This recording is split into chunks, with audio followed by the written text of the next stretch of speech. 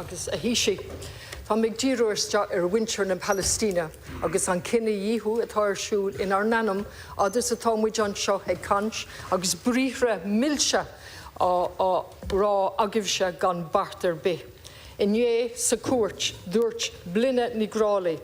Israel has closed all crossings and it has turned Rafah itself, once a refuge for almost 1.5 million displaced Palestinians, into a post-apocalyptic wasteland.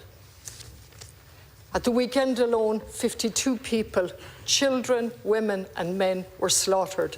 In addition to the 51,000 Palestinians already killed, 70% of whom are women and children. Over 120,000 Palestinians reported injured. Israel has systematically destroyed 95% of Gaza's hospitals and maternity clinics. The Office for the Coordination of Humanitarian Assistance told us Israel began its blockade, and since then not a single Taoiseach, not a single trunk carrying food, fuel, medicine or any other essentials has been allowed in, no matter how critical. And just in case you were in any doubt, the Defence Minister, Israel Katz in Israel, has told us Israel's policy is clear. Just in case we were in any doubt at all, no humanitarian aid is about to enter Gaza. Preventing humanitarian aid to Gaza is one of the main tools of pressure. No one is going to get any aid. Taoiseach, you know, I've said repeatedly, I think my best thing would be to stand here in silence, really, at what is happening in our name, genocide, while we use sweet words and do little else. And we boast that we are better than any other country, and that measuring stick is really very low.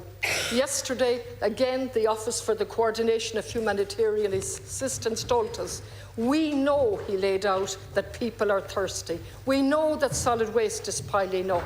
We know that people are trapped under the rubble and living on the rubble. We know that the land is shrinking with displacement orders. We know that fishers are being shot at sea and that nowhere is safe. He says all of that. And I'll go on to what we see. We have seen the images of children's bodies being thrown from one building to another due to the force of the bombing. We have seen the videos of families being burnt alive. This is the Office for Coordination of Human Assistance, not my words. We have seen the bodies of our colleagues who have been killed. We have seen the total and complete destruction of infrastructure in Gaza and all around us. We have seen patients to be turned away after the hospital has been bombed. I wish I could go on, Taoiseach, but what I'm asking you is, can you please tell me what specific action you're going to take, including the Occupied Territories Bill, stopping trade with Gaza, inspecting the planes in Shannon, at the very least, to make our words mean something. Yeah, Deputy, I've been very, very consistent in this House, and the government has been very, very consistent in this House in its condemnation of Israeli attacks on Gaza and the bombardment and continuing bombardment of Gaza. Absolutely consistent and without question. We've taken a whole range of steps since the outbreak of this terrible war and since the horrific attack by Hamas on October the 7th, which also deserves to be roundly condemned, and I've done that too. But the blockade of the last 50 days, where no food, no medicines, and no essential supplies have been allowed into Gaza, is a war crime. Of that, in our view, there is no doubt. It contravenes international humanitarian law. It is horrific in its enactment and in its implementation. Now, Ireland has supported strongly UNRWA, I think about 58 million, significantly per capita ahead of others. That's not the point, but we have not only supported it financially, but diplomatically, politically. We took efforts to make sure that when the storm was blowing over, you know, when there was a lot of efforts to try and undermine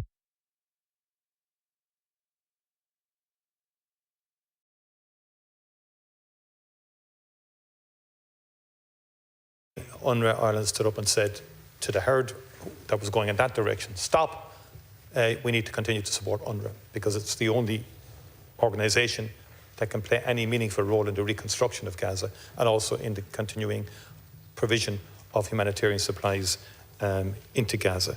And there has to be an immediate opening up of humanitarian access. We have recognised the state of Palestine. We were a lot of pressure in this House for us to do that, but we did it with other countries to try and create leverage with the Arab Peace Plan, to try and get momentum behind that. So with Norway, with Spain, Slovenia and others, we collectively did that.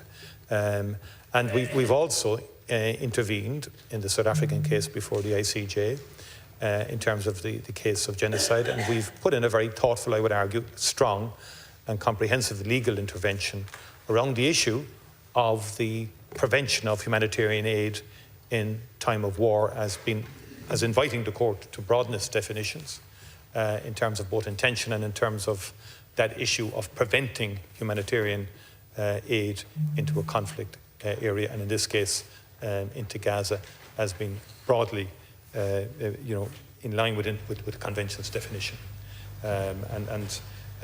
Again, that I think was a well-informed, which took a lot of criticism from different quarters, but nonetheless was an intervention, I think, that was considered and very well informed, and has greater credibility because of that internationally than it would otherwise have been. So it wasn't just a political intervention or a superficial intervention, it was a substantive one. Connolly. I think the bottom line is we have to do everything. What we can do is we can add with others to keep the pressure on through all the international fora that we're members of. But we're not responsible, and it's not in our name, the behaviour of Minister Katz or indeed Smotrich or indeed Ben-Gvir and others. It is our responsibility, Taoiseach. We have an obligation to prevent genocide. We have an obligation not to be complicit in genocide. Yes, it is our job to do something. It is particularly our job as a country that was colonised, and that's exactly what has happened in relation to Israel's colonisation of Gaza and Palestine. We have a duty as a republic, as an independent sovereign state, to take action. Doctors Without Borders, it's a mass grave of Palestinians and those coming to their assistance. Those coming to their assistance. I challenge all of us to stand up and stop the genocide that's taking place in our name, because we are complicit. We're allowing Shannon. We're doing nothing about planes coming through Shannon to go to punish and murder Palestinians. We are doing nothing to progress the Occupied Territories Bill. We are increasing our export of dual-use goods and so on. We are trading with Israel as part of the EU bloc. And you stand here today and take pride that we have done something. I have praised you in the past for standing up and recognising Palestine. I no longer praise you. Genocide is going on in our name. Thank you, Deputy. I never used the word pride. So don't put words in my mouth, please. I never used that word, nor did I use the word boast. Everything within our capacity to have an impact on this situation we have been doing. And we shouldn't overinflate either the impact of other measures that you've mentioned. There are no planes leaving Shannon for Gaza. You have made an assertion that there are, and there are not.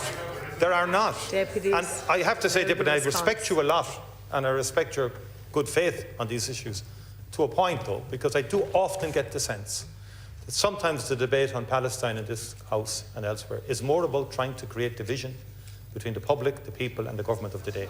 That is my genuine sense, because I've been through this since the beginning of the war. Deputies. And that is a genuine takeaway I have from some of the protestations and even the interruptions that there's certain people on the far left in particular interrupt various meetings we've had, endeavouring to disrupt. That sounds fine if people want to do that, but it's not advancing, I would argue.